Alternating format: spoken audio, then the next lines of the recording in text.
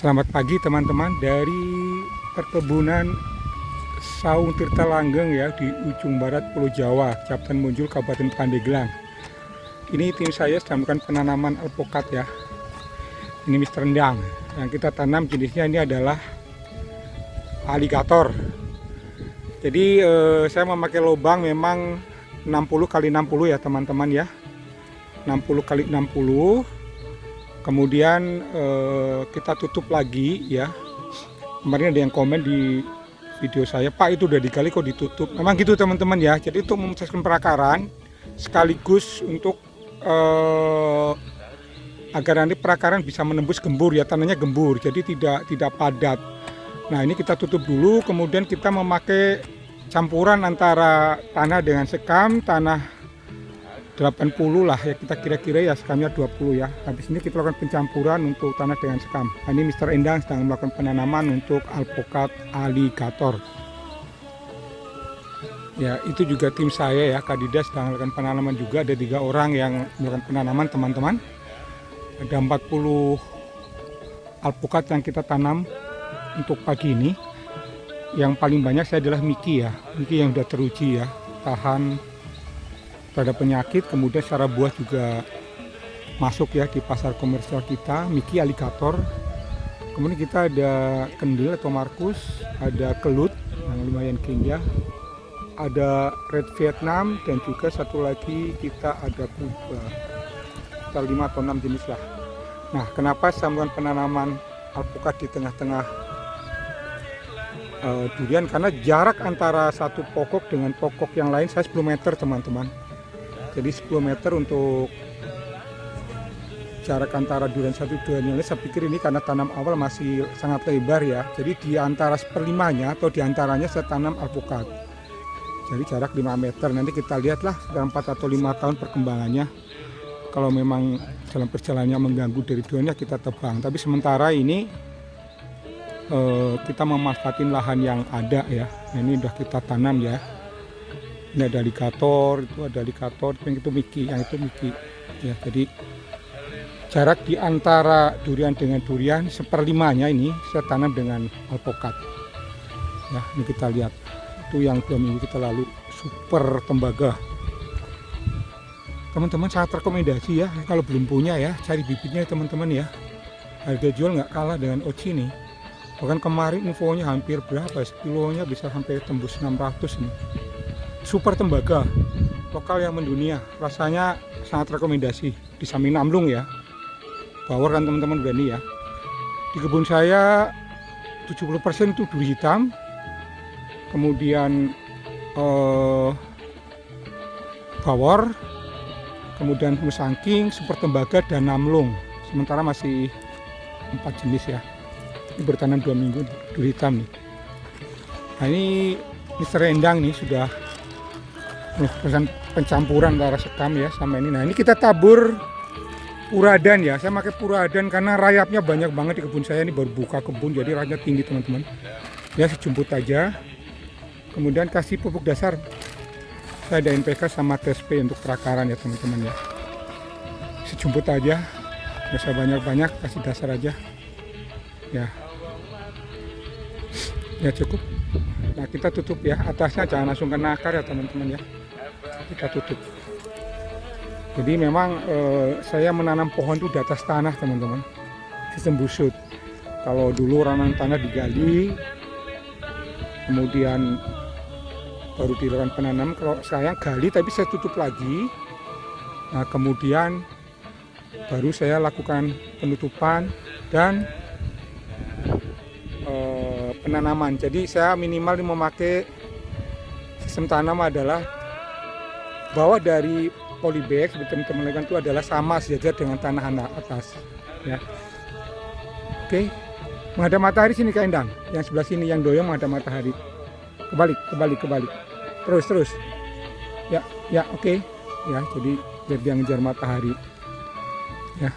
Jadi dasar dari polybag itu saya rata, jadi tanah naik setinggi dari polybag. Agak naik dikit kandang. Ya, baru kita lakukan penyebekan polybag ya. teknisnya sama ya teman-teman sama penanaman durian. Jadi kita gali, kita tutup, kita lakukan penanaman dengan pencampuran tanah dengan sekam lah. Perbandingan kira-kira 20 sekam, 80 tanah ya, kita aduk sebagai dasar untuk penanaman di sekitar polybag ya. Dengan teknik seperti ini dan juga sistem busut, alpukat yang saya tanam, durian-durian yang saya tanam itu alhamdulillah bagus semua ya. Dari 70 tanaman durian yang saya tanam, hanya satu yang mati itu karena jatuh perakaran pecah stres. Yang lain alhamdulillah oke. Satu kemarin ada yang bacak aja, itu udah saya naikin pun ada yang bacak ya teman-teman. Saya gali, saya naikin lagi, alhamdulillah aman, jadi tidak ada yang terbuang. Nah setelah itu kita tutup ya, tutup dengan tanah yang kita campur sekam. Jangan lupa diinjak-injak ya kandang ya, kita injak-injak. Nih, ini udah ahlinya nih, kalau nanam sehari bisa 50 pokok alpukat ini kandang ini. Cuman sorenya gegernya katanya pegel, pinggangnya pegel katanya. Mesti minta split sama telur bebek kemarin kayaknya. Telur bebek kurang besar tuh Mas Solis tuh. Itu telur apa namanya? Telur soang. Telur angsa. Pinggangnya sakit 3 hari tuh teman-teman tuh, masih muda gara-gara nanam durian tuh 50 pokok pinggangnya sakit. Obatnya split sama telur angsa kayak mintanya, telur bebek nggak mempan katanya. Ya, kita injek-injek ya. Ya. Nah, tanah yang kita campur dengan sekam, ya kita bikin busut ya. Jadi memang kalau alpukat saya tidak terlalu tinggi, yang penting tanaman adalah dasar dari polybag adalah sejajar dengan tanah. Jadi naik tinggi polybag sekitar 30 cm udah cukup lah kalau alpukat. Jadi saya nggak pernah menanam, kenapa? Karena kalau curah hujan tinggi, ujung-ujungnya bacek. Dengan konsep seperti ini, hampir semua alpukat saya itu tumbuh dengan bagus ya. Nah kalau durian, saya memang memakai sistem busut teman-teman ya. Sama, jadi saya menanam itu di atas tanah. Artinya kita gali, kita tutup. Dasar daripada polybag itu adalah sejajar dengan tanah. Nah ketinggian naik polybag itu, planter bag itu kalau kemarin saya pakai 75 sekitar 40-an cm. Jadi busut saya itu naik kira-kira 40 cm ya teman-teman ya, itu lihat ya. Itu durian yang baru kita tanam ya, naik busutnya 40 cm.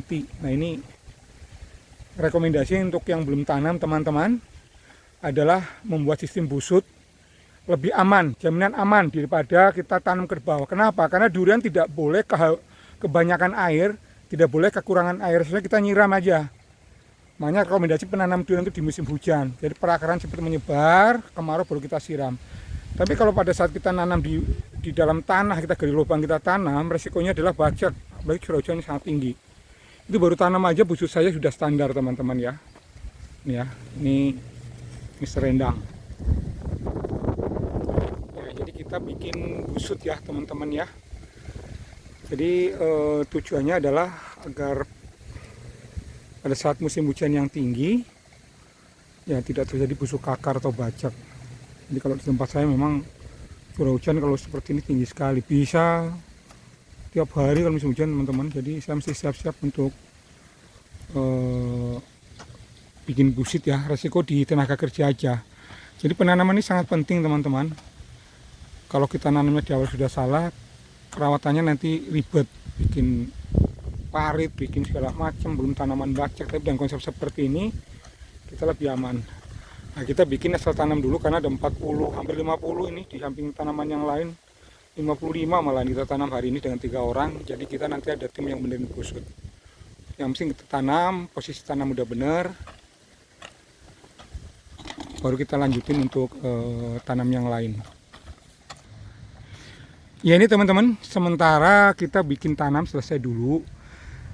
Nanti ada tim yang benerin busut ya. Jadi intinya rekomendasi tanam alpukat itu dengan sistem busut akan lebih aman ya teman-teman ya.